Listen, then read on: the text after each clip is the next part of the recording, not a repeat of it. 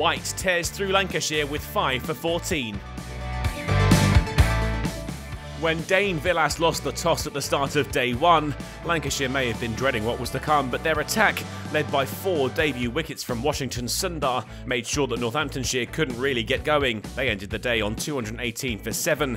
And with the conditions much kinder to the fielding side at the start of day 2, Lancashire quickly started to push the innings towards its conclusion. Kerrigan, outcaught by a sprawling Rob Jones, was bumper too much for him to handle.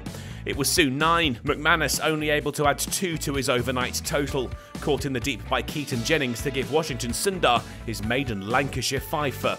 Wood finished it off, his Yorker inch perfect to bowl White for 5 and see Northamptonshire bowled out for 235.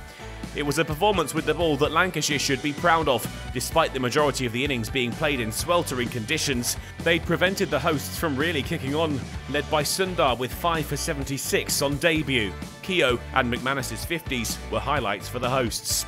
But the early stages of Lancashire's innings were worrying. Less than 2 overs in, Wells went LBW to White to one that jagged in dramatically off the surface. Jennings and Bohannon stabilised the innings, the difficult start dealt with as they made their way past 50, but that's where they would be separated. Jennings out-prodding at Kerrigan's ball, pouched by Vasconcelos in the slips, which left the visitors 54 for 2 at lunch. They were trailing by 181. They'd only added 1 to the score when Croft was trapped in front by the impressive Jack White for 3, and Jones would follow soon after, White with some movement off the pitch to bowl the number 5 for 6. Bohannon tried to counter-attack, launching Kerrigan for a maximum, but even he wouldn't be able to push on. His 31 the top score of the innings when he was trapped in front for White's 4th. And he didn't have to wait long for his 5th. Sundar LBW for 2. White's figures now 5 for 12. Dane Villas was joined by Luke Wood. The captain needed to try and rescue his side, and the pair slowed down, tiptoeing their way to the 100, brought up by Wood with 3 off the bowling of Taylor. Villas couldn't save them though, out-caught behind to Taylor with the score 110, and Wood was soon following in his captain's footsteps. Sanderson found the edge, McManus took the catch, and Lancs were down to their final 2 wickets. It was all falling apart. Bailey out-caught by Taylor off the spin of Rob Keogh. The deficit was higher than the total. Matt Parkinson joined Will Williams and at the very least took them beyond the halfway mark in their failing hunt for parity.